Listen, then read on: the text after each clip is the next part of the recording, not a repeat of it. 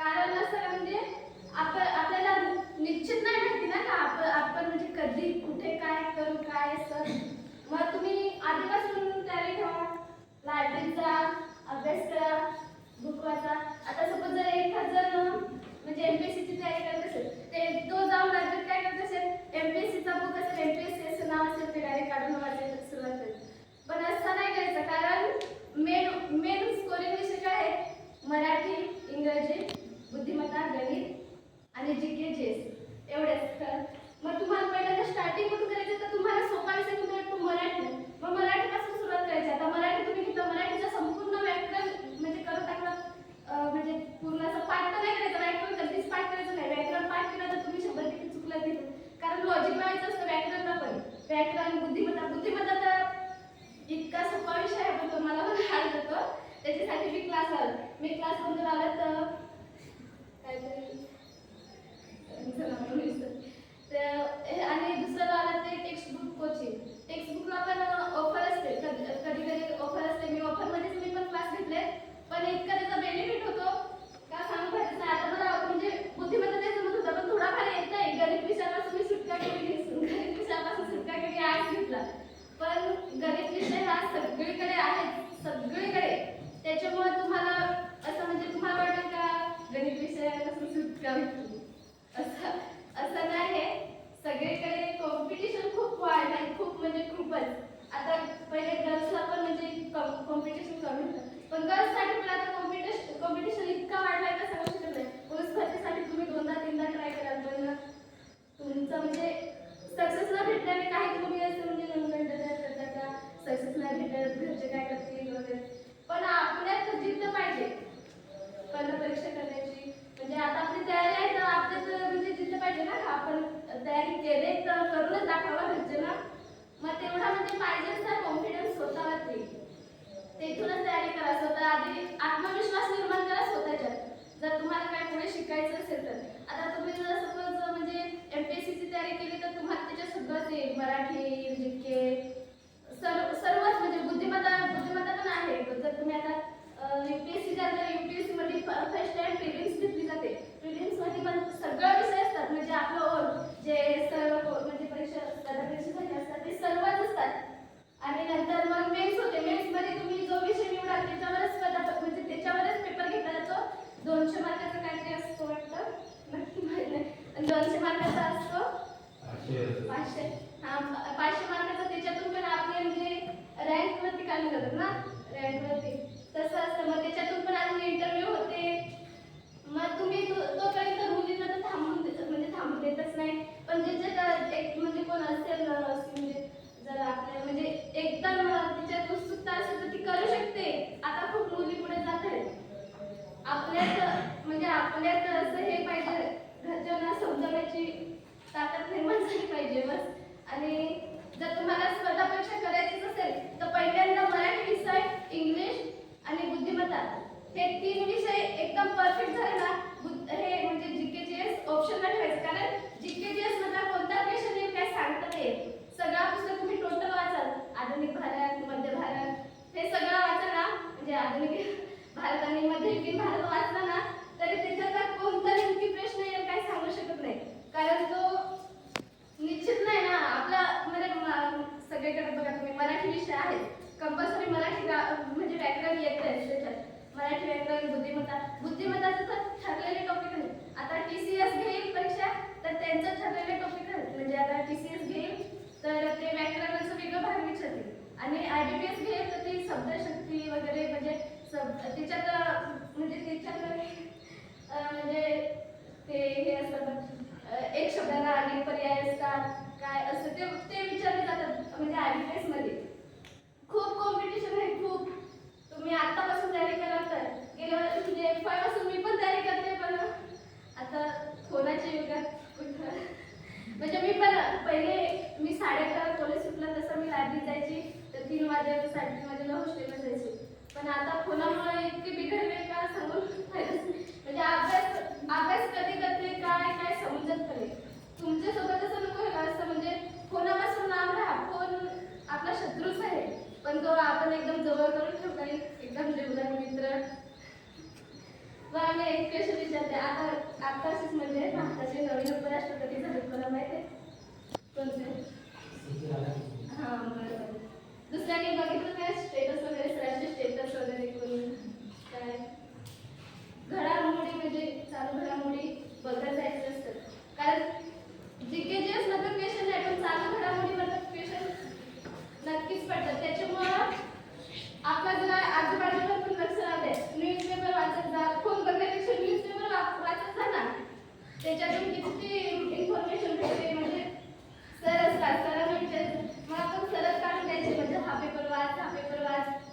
तुम्ही जर आतापासून मनावर घेतला तर पुढे काहीतरी होऊ शकतं. असं आता तुम्ही सपोज शिक्षक भरतीला गेलं तर शिक्षक भरतीला कोणी MA करेल, BEd करेल, मग त्याच्यावर पण एक्झाम द्यायला लागतात.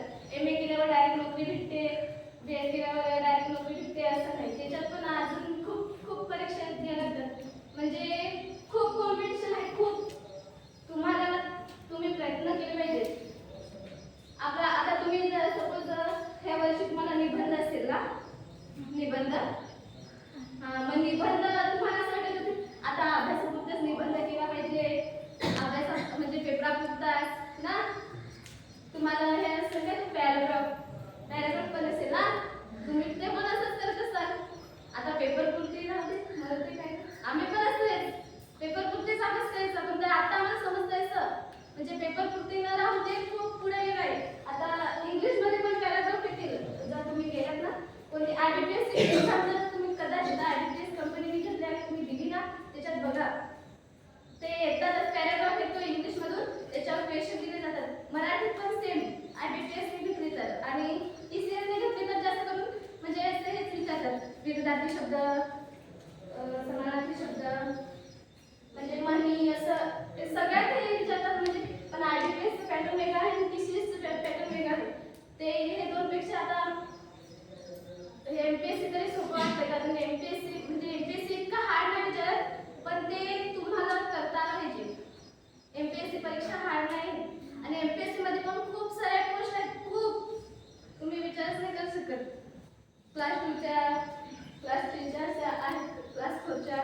तर म्हणजे तुम्हाला जर करायचंच असतील ना, तुमच्यात जर असेलच ना असे म्हणजे हिंमत घरच्यांना समजावून गर्ल्ससाठी, बॉईजला तर कायच नाही. बॉईजला परमिशन भेटते एनी टाइम, पण बॉईज नुसते गाड्या घेतल्या की इकडे चाललं, गाड्या घेतल्या की तिकडे चाललं.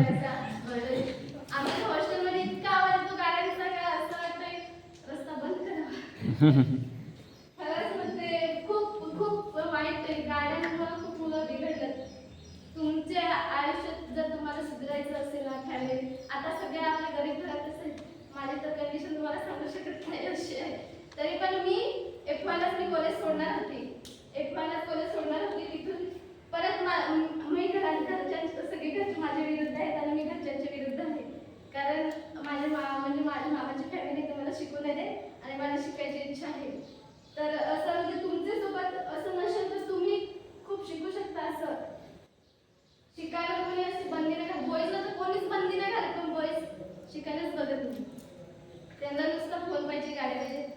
आता तुम्ही जर आतापासूनच स्पर्धा परीक्षा केली तर तुम्हाला कॉम्पिटिशन, मुलांना कॉम्पिटिशन खूप जास्त आहे, मुलींपेक्षा जास्त. तर पोलीस भरतीला पण तुम्हाला कॉम्पिटिशन खूप आहे. तुमची मेरिट जास्त लागते, मुलींची मेरिट कमी लागते. पण असं होते का मुली कमजोर पडतात, मुलं चांगलं असतात पण मुलांना टाईम कमी करतो, असं झालं. पण जर तुम्ही टाईमाचं मॅनेजमेंट केलं तर डाएट वेळेवर घेत जा. कडधान्य म्हणजे आता तुम्ही आज सपोज आज रात्री जर तुम्ही भिजत दिलं हरभरा, वाटाणा, मटकी सगळ्यात जास्त प्रोटीन असतं. तुम्ही मटकी खात, मी पण खायची, आता सध्या बंद केलं. तर तुम्ही डाएटवाल्या वस्तू खा. हे काय पण म्हणजे असं हे खूप, त्याच्यामुळे सांगते डाएटवाल्या वस्तू खात जा. परत म्हणजे जे रनिंग करतात ना, रनिंग त्यांनी पहिल्यापासून सुरुवात करत जायची. म्हणजे आता तुमचा जर बराच गॅप पडला, तुम्ही डायरेक्ट कुठून जा सांगा हे म्हणजे माझी रनिंग नाही होत, हे झालं ते झालं, असे पाय दुखतात. आपण पहिल्या दिवशी पाय दुखतात, नंतर मग हळूहळू पाय जसे ताणतात ना तसे पाय दुखायचे बंद होतात.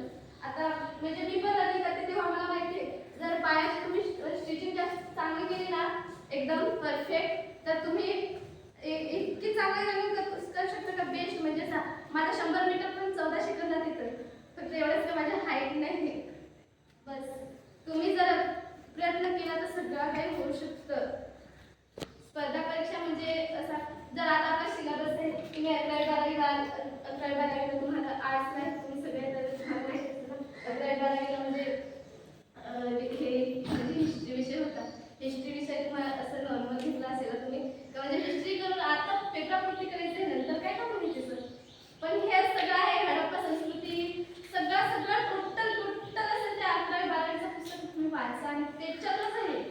आता तुम्ही जर एमपीएससी करत असाल ना तर 5वी पासून ते 12वी पर्यंत टोटल सगळी बुक वाचून आहे.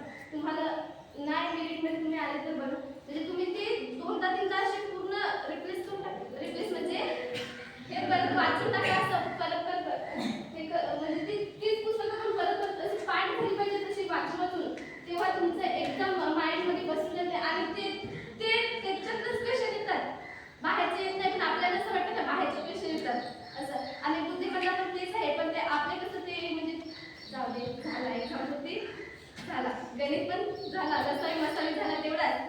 अजून रसाळी मसाळी खूप आहे, खूप जिकडं जा तिकडं पोलीस भरतीला पण आहे, सगळीकडेच आहे. त्याच्यामुळे तुम्हाला असं वाटतं असं गणित पासून विचार सुटला ना, सगळ्यांना वाटत असं, पण तसं काहीच नाही. अजून तर तुम्हाला खूप कॉम्पिटिशन आहे. आता तुमचं जर सिलेबस पाहूनच आम्हाला काहीच काय होते.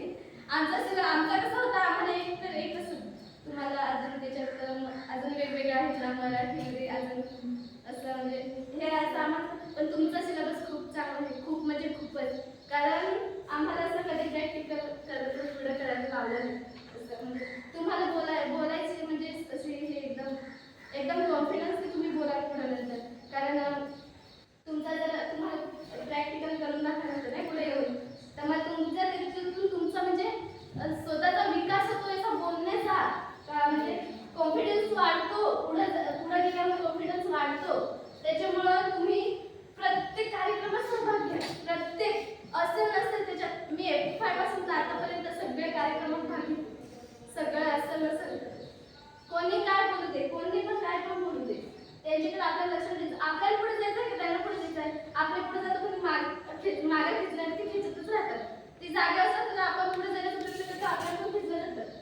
मुलांच्या तसं खूप होतं, म्हणजे एक मुलगा चांगला असला ना तर दुसरे 4-5 मुलं त्याला बिघडवण्याचा प्रयत्न करतात. असं तुम्ही स्वतःवर हे करा. म्हणजे तुम्ही आता सांगायला की एवढी काय पण इथं बोलत जाते, जे माझं म्हणजे मी अनुभवला त्या सांगते. असं आम्ही आता स्पर्धा परीक्षेचा म्हणजे तयारी करते, तर तुम्हाला पण सांगायला म्हणजे मी चुका केली ते नको करेल तुम्ही. कारण मी डायरेक्ट इतिहासापासून सुरुवात केली. माझा इतिहासामध्ये मला कोणतं क्वेश्चन येतील मला थोडी माहिती आहे, पण हे मला माहिती नाही का मराठीचा हेच विचारत काय, गणितचा हेच विचारत काय, बुद्धिमत्ता तुम्हाला सगळ्यात समजून बोलत ठीक आहे.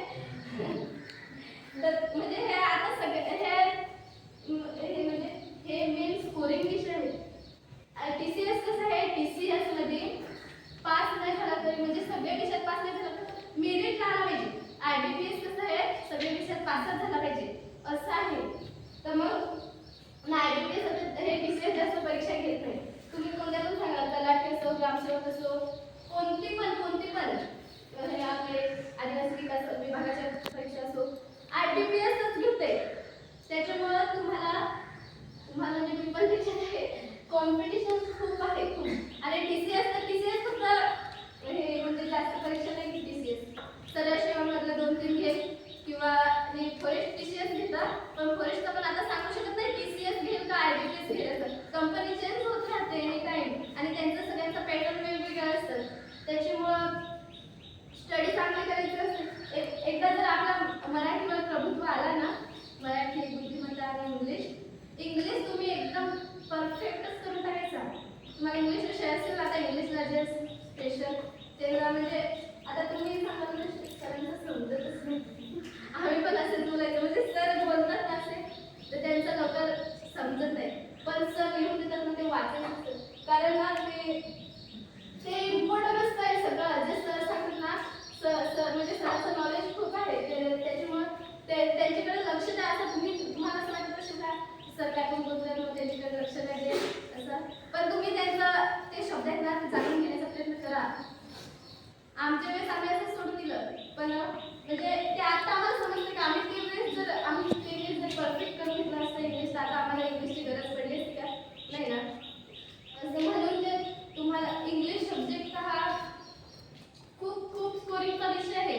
इंग्लिशमध्ये आपल्याकडची मुलं आहेत ना, इंग्लिशमध्येच मारतात, कारण इंग्लिशमध्ये मुलांना इंग्लिश एकदम समजत नाही.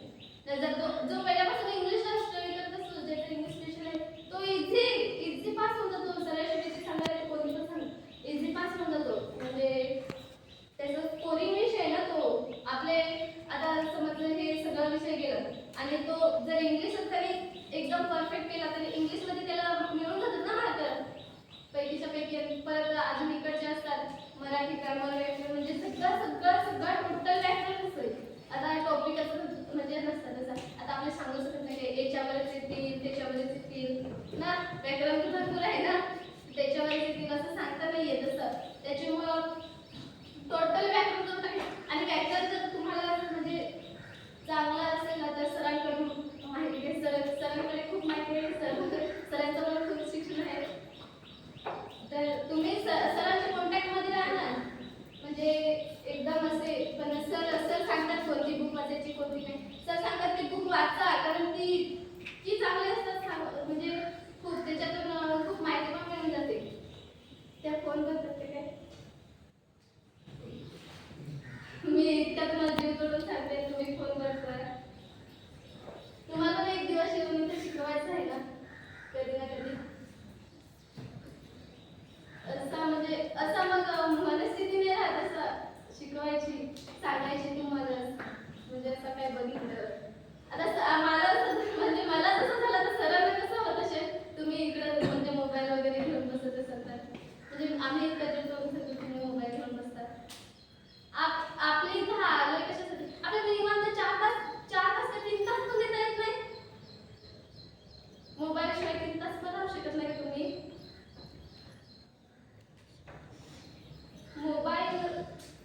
मोबाईलमुळे खूप मुलं बिघडली. खरंच मोबाईलमुळं मुलांचे स्टडी सुटले. मुलांचे तर पबजीमुळे तर माणसं मेलीच पडली. पण ते मुलांना अजून कुठे समजलं नाही. स्टडी म्हणजे तुम्ही जो आता सिलेबस आहे ना, तो संपूर्ण टोटल असा विचार करा का हे माझा म्हणजे स्पर्धा परीक्षेसाठीच लागते. हे मी परीक्षा पूर्ती न करता मी म्हणजे पूर्ण आयुष्यात तुम्हाला काम येईल. जे म्हणजे तुम्ही आता जे शिकणार आहेत ना, ते पूर्ण आयुष्यात तुम्हाला काम येईल. आताच काम येईल असं नाही, स्पर्धा परीक्षेतच काम येईल किंवा म्हणजे परीक्षेपूर्ती. आता सरांनी हा पॉईंट सांगलाय, तर हा फक्त परीक्षेपूर्तीच येईल असं, परीक्षेचं क्वेश्चन हे असं नाही. टोटल म्हणजे तुमचं पूर्ण आयुष्य संपेल, पण ते म्हणजे ते तुम्हाला कधी वाया जाणार नाही तुमचं.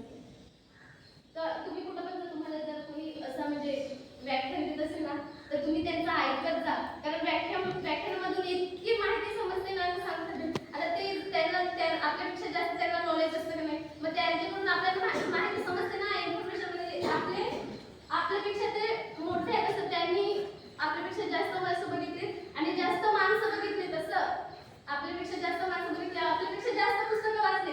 आपले फक्त अभ्यास आहे, जो सिलेबस आहे त्याच्या रिलेटेडच वाचतो. त्यांनी त्याच्या व्यतिरिक्त पुस्तकं वाचून त्याचे ते अनुभव सांगतात, ते ऐकायला पाहिजे तुम्ही. असं ऐकायचं म्हणजे नोट करायचं. ते आता हे वर्षी तरी गेल्या वर्षी आम्हाला म्हणजे नाशिकला गेले, आपले गोखले एज्युकेशन युनिव्हर्सिटी आहे तिथे. तर म्हणजे काय ते आहे युनिव्हर्सिटी संस्था. हां संस्था. तर मग तिथे आम्हाला गेलेला, तर तिथे यंदा पण देतील कदाचित. तिथं म्हणजे व्याख्यान कसं द्यायचा, म्हणजे आपले पुढं सर्वप्रथम बोलायला वगैरे, तर कसं बोलायचं काय, हे सगळं तिथं शिकवलं जातंय. आम्ही तिथं केला म्हणजे 3 तासाचं काहीतरी कंटिन्यू होतं, पण इतका भारी शिकवतात, इतका भारी, अजिबात कंटाळा नाही येत. तुम्ही हे वर्ष गेला ना, तर तुम्ही जा. आमच्या वेळेस कोणीच नाही, मी एकटीच गेले.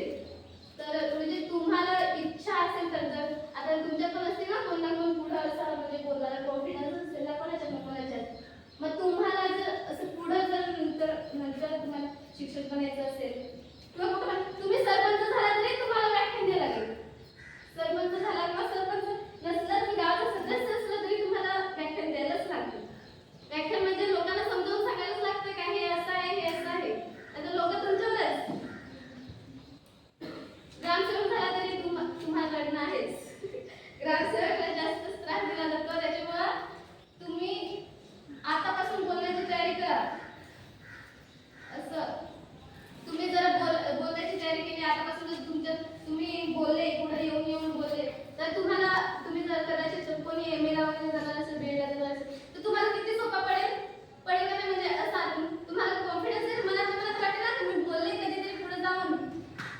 मला पण आता आले इथं थोडीशी घाबरली तर इथं येऊन बसून जाऊन मी पण विचार करायचे माझ्यापेक्षा लहान आहे थोडे तरी लहान आहे.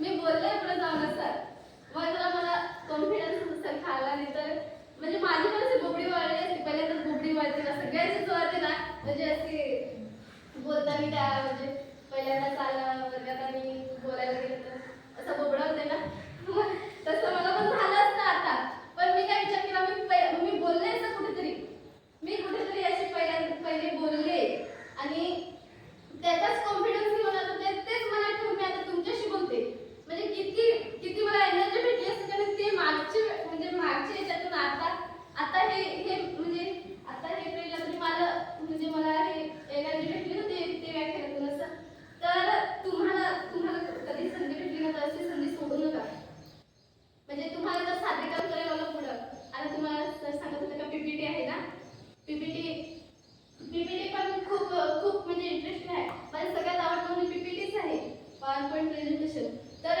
तुम्हाला ते करायला आलं ना तुम्ही करा असं करा एका प्रेझेंटेशन करा कारण प्रेझेंटेशन मधून तुमचा अजून उच्चार सुधारतात म्हणजे आपली बोलीभाषा आपल्या आता गावाकडची म्हणजे आपल्या गावाकडची बोलीभाषा तर इथे येऊन म्हणजे प्रमाण भाषेत थोडाफार बोलण्याचा प्रयत्न करतो असं आपण आता फ्रेंड्स कसं तरी पण आपले घरच्या आदिवासी भाषेत बोलतो ना मग आता आपले जर सपोज सरांशी वगैरे बोलतो आपण प्रमाण भाषेतच बोलतो ना मग ते प्रमाण भाषा आपली सुधारण्यासाठी ना आपल्याला बोलायला लागेल शांत बसून नाही जमलं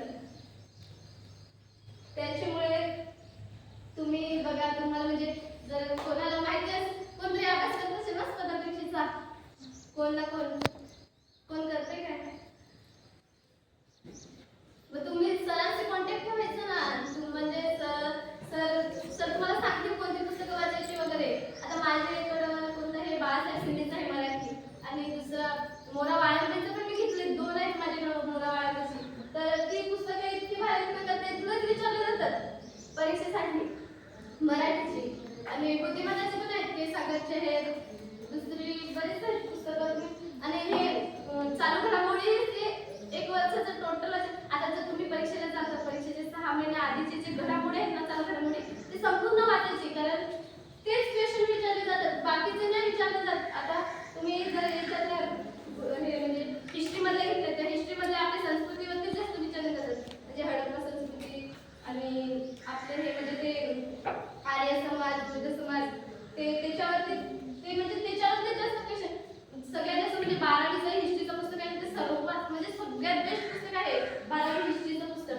ते पुस्तक तुम्ही एकदा परत वाचा कारण त्याच्यातलं क्वेश्चन म्हणजे कोणते पण परीक्षांचा एक ना एक क्वेश्चन येणारच ते पुस्तकातला कारण इतका पुस्तक बेस्ट आहे कारण आणि 11वी आणि 12वीचं 2 पण वाचा 2 पण टोटल कारण ते 2 पुस्तकातलंच क्वेश्चन येतात परीक्षेला बाकी तुम्ही बघा तुम्ही ऑब्झर्व आता जर ज्यांनी परीक्षा नाही दिली असेल ना त्यांनी एकदा अनुभव घेण्यासाठी परीक्षा केंद्रावर जा कारण